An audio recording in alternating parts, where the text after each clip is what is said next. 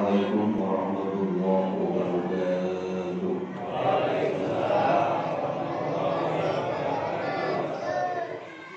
Alhamdulillahilladzi wahaba. Wassalatu wassalamu ala sayyidina Muhammadin Mustafa wa ala alihi wa sahbihi ahli sidqi wal wafa. Amma ba'du. وقال الله تعالى في كتابه الكريم وهو أصدق القائلين أعوذ بالله من الشيطان الرجيم بسم الله الرحمن الرحيم شهر رمضان الذي أنزل فيه القرآن هدى للناس وبينات من الهدى والفرقان.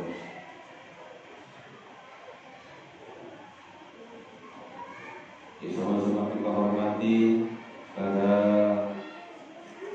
sesepuh dan bini sepuh, wabil khusus orang tua kita, Bapak RT Banjar Awi,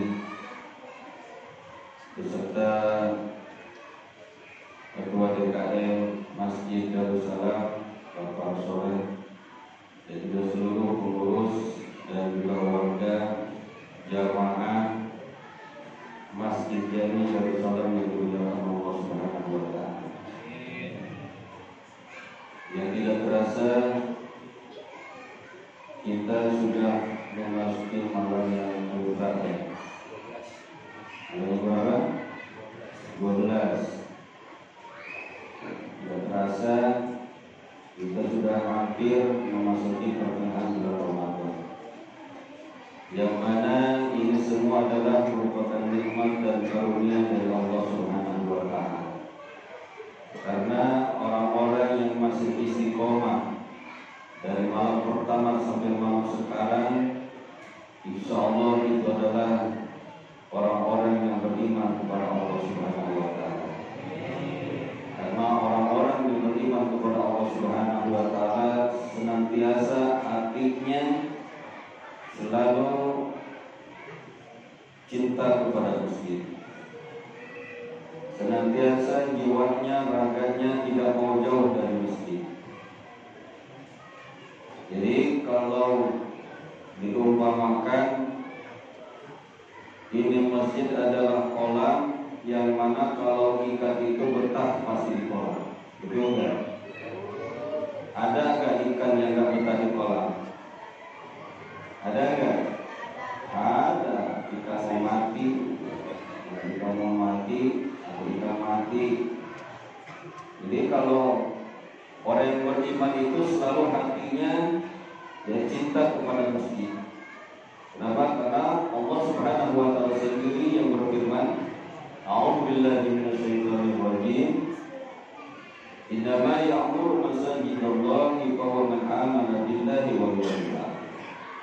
Ini ayat diawali dengan huruf taukid, yaitu huruf untuk menguatkan, untuk lebih meyakinkan lagi, yang artinya innama ya'muru masajidallah, sesungguhnya orang yang selalu memakmurkan masjid-masjid Allah itu bahwa man amana billah, adalah orang-orang yang beriman kepada Allah. Jadi kita semuanya insya Allah yang hatinya selalu terpaut, ya, terkait dan cinta kepada masjid, maka itu adalah tanda-tanda orang yang beriman kepada Allah Subhanahu wa taala. Alangkah bahagianya kita termasuk orang-orang yang beriman kepada Allah Subhanahu wa taala. Kenapa? Karena sudah jelas di dalam Al-Qur'an Allah berfirman, "Qad aflahal mu'minun." Ini ayat pertama di surat Al-Mu'minun yang menyatakan kata Allah, firman Allah, qad aflahal mu'minun. Ini kalau menurut ilmu nahwu, qad masuk kepada atau ke dalam fi'il madhi, ini menandakan artinya pasti, tidak ada keraguan. Jadi qad kalau masuk ke dalam fi'il madhi dikatakan di dalam ilmu nahwu adalah menandakan maknanya ini adalah pasti, enggak ragu lagi. Qad aflahal mu'minun, aflahal itu fi'il madhi. Maka artinya apa? Benar-benar yakin, seyakin-yakinnya bahwa akan bahagia atau telah bahagialah orang-orang yang beriman kepada Allah. Jadi sudah jelas kata Allah, yang akan bahagia itu, yang berbahagia itu adalah orang yang beriman kepada Allah. Kita ini mudah-mudahan dari malam pertama sampai malam terakhir kita istiqomah. Masjid ini selalu ramai diisi oleh kegiatan-kegiatan yang bermanfaat bagi umat. Dan juga mudah-mudahan umat juga istiqomah, bukan sekadar pengurusnya saja yang istiqomah, tapi harus didukung oleh jamaahnya sendiri. Jadi percuma kalau pengurusnya istiqomah, datangi guru dari mana-mana, kalau jamaahnya nggak istiqomah. Karena ini yang berat bagi kita sebagai umat Islam adalah istiqomahnya. Kata Rasulullah SAW bersabda, "Kun talibal istiqomah wa la takun talibal karomah." Carilah kata Allah keistiqomahan, kata Rasulullah. Carilah keistiqomahan, kata Rasulullah. Wa la takun talibal karomah, janganlah engkau mencari karomah, kemuliaan. Kalau kita pengen mulia, istiqomah dulu, maksudnya begitu. Jangan kita jadi kemuliaan tapi istiqomahnya kita tinggalkan. Niscaya itu kemuliaan gak bakal kita dapat. Makanya karomah ini diberikan oleh Allah hanya kepada kekasih-kekasihnya, itu para wali-wali Allah. Maka kalau kita ziarah ke makam wali disebutnya makam keramat. Disebutnya makam keramat. Keramat itu bahasa Arab, karomah. Artinya apa? Mulia. Ini makam yang mulia, makamnya para wali. Kenapa? Ini makam para wali disebut makam karomah. Kenapa? Karena beliau mempunyai kemuliaan dari Allah. Sebab dari apa? Sebab dari para wali-wali itu dia istiqomah ibadahnya. Setiap helaan nafasnya, kedipan matanya diisi dengan zikir kepada Allah Subhanahu wa taala. Maka para wali-wali itu mendapatkan karomah dari Allah Subhanahu wa taala. Kita juga enggak menutup kemungkinan bisa jadi wali dan dapat karomah. Ya kan? Yang penting ibadahnya kayak para wali-wali Allah. Istiqomah dalam berjamaah, istiqomah dalam ibadah. Maka kita niscaya akan mendapatkan karomah dari Allah Subhanahu wa taala. Kalau kita pengen mulia, karomah, ya istiqomah dulu kata Rasulullah, istiqomah. Karena yang berat adalah istiqomah. Kenapa? Al istiqomah afdalun min alfi karomah, kata Rasulullah. Istiqomah lebih utama, lebih bagus daripada 1000 karomah. Jadi kita istiqomah sekali lebih bagus daripada 1000 karomah, kata Rasulullah. Ini nih, setiap tahun kita terus digembleng, datang bulan Ramadan kita digembleng keimanan kita. Masa enggak berubah iman kita? Iman kita jangan hanya sekedar musiman saja. Ketika bulan Ramadan iman kita naik, rajin ibadah, rajin berjamaah. Tapi ketika Ramadan pergi, imannya turun lagi. Justru ketika kita sudah dididik, digembleng, dikawal, candra di muka di bulan Ramadan 1 bulan penuh, iman kita jadi naik. Maka ketika Ramadan meninggalkan kita, ibadah kita nggak kendur, jamaah kita nggak putus. Pengennya berjamaah setiap waktu, kalau bisa setiap waktu. Kalau nggak bisa ya maghrib, bisa subuh, ya kan? Kita ramai ini masjid. Kenapa? Karena ini adalah tempat yang mana akan menyelamatkan kita nanti di Siratul Mustaqim. Kenapa? Karena orang-orang yang selalu istiqomah memakmurkan masjid-masjid Allah, nanti di yaumil kiamah ketika melewati Siratul Mustaqim, jembatan Siratul Mustaqim, yang dikatakan di dalam riwayat ini, jembatan Siratul Mustaqim ini tajamnya melebihi 1000 pedang. Tajam banget. Tipisnya lebih daripada setipis rambut kita. Coba bayangin. Ini kita lewat ke dalam di atas jembatan Siratul Mustaqim ini tergantung amal-amalan kita. Ada yang jalannya ngesot, ada yang jalannya pelan-pelan, ada yang lari, ada yang secepat kilat, ada juga pakai kendaraan yang istimewa, yang mewah.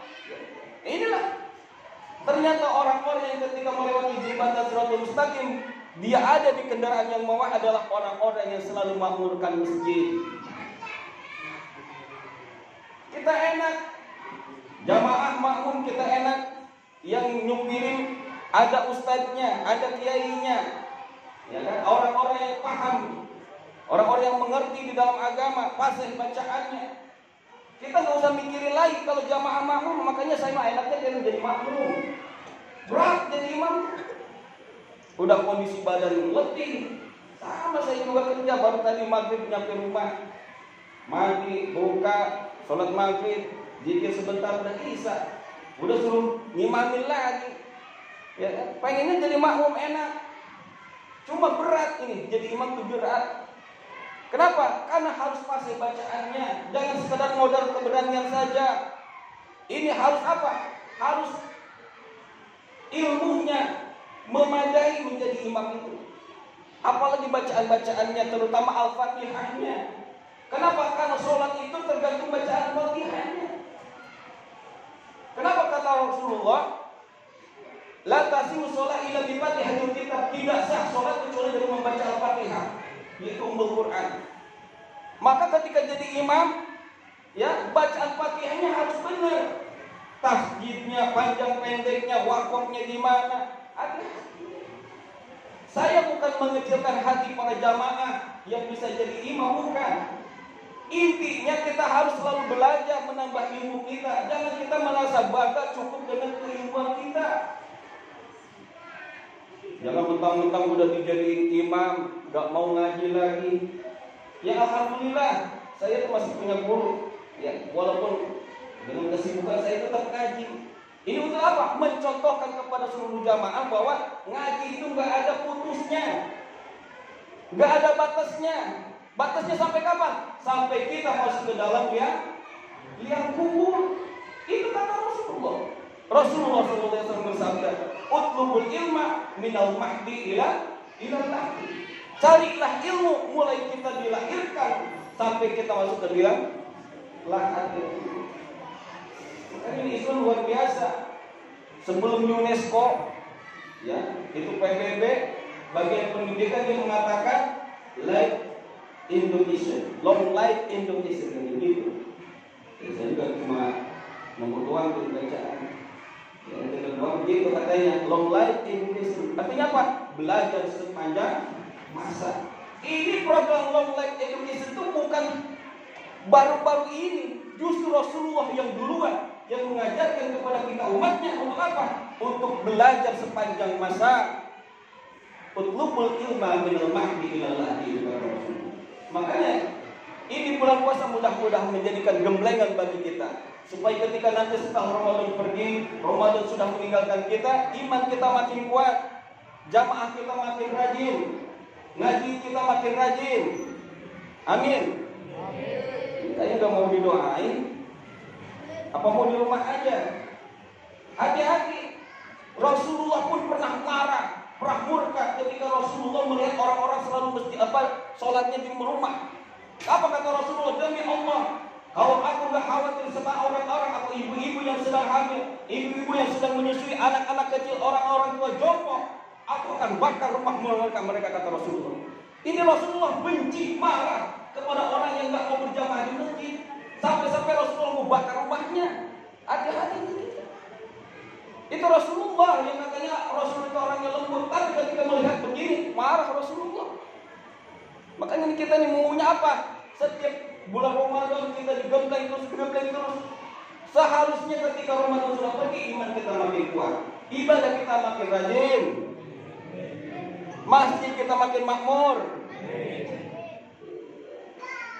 sedekah kita makin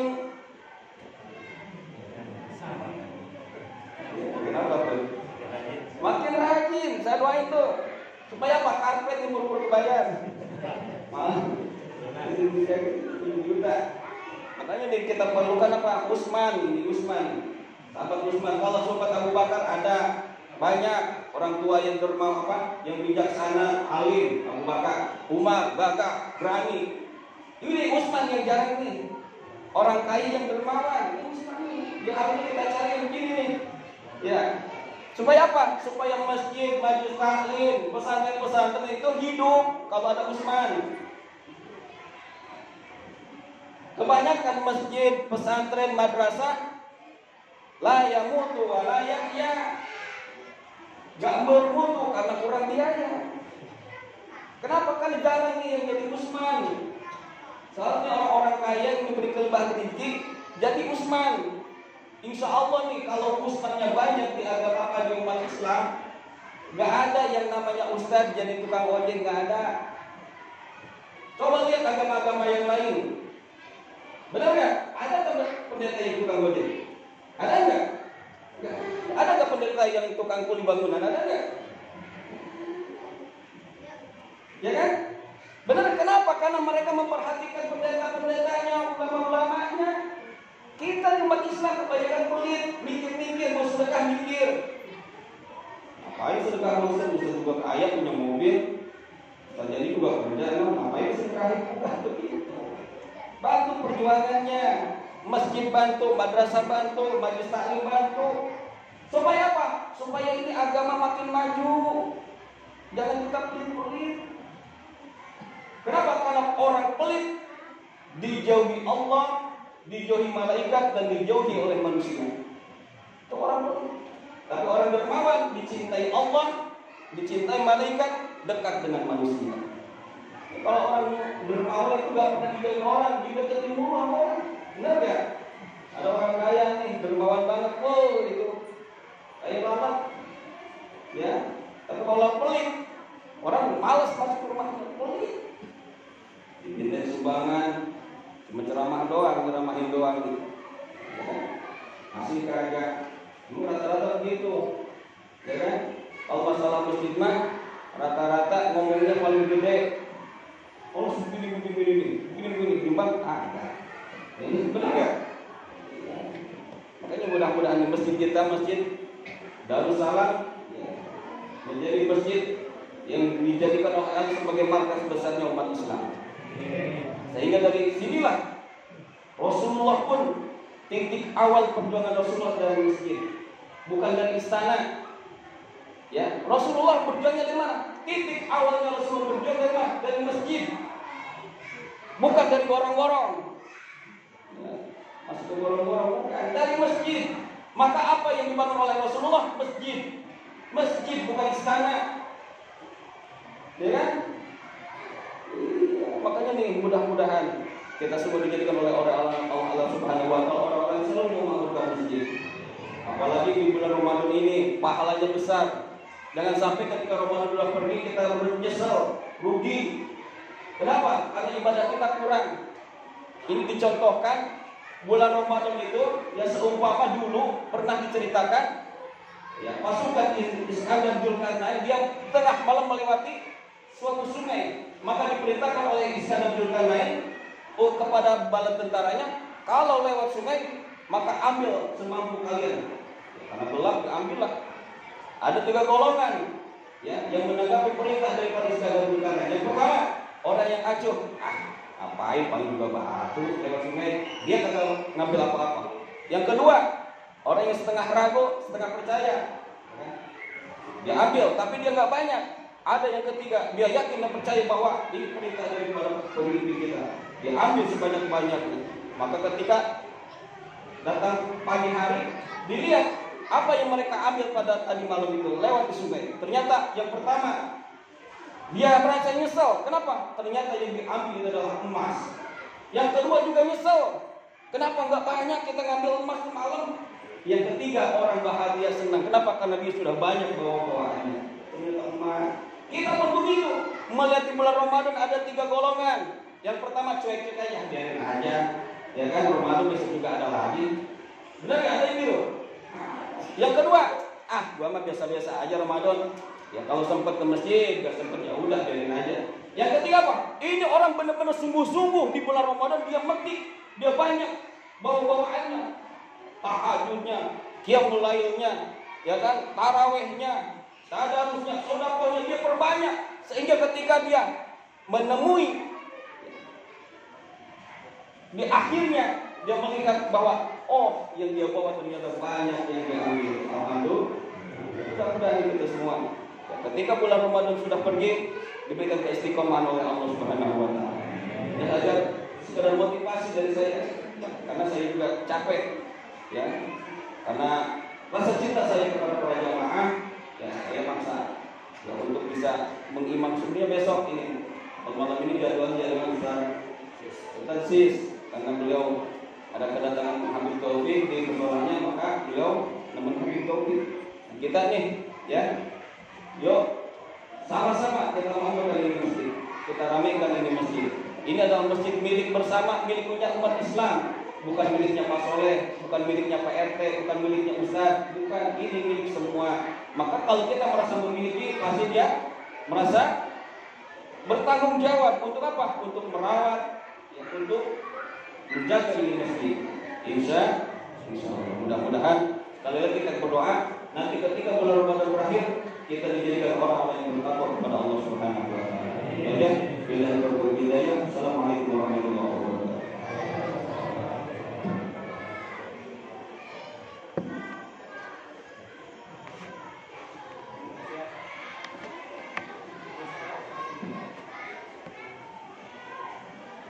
Sallallahu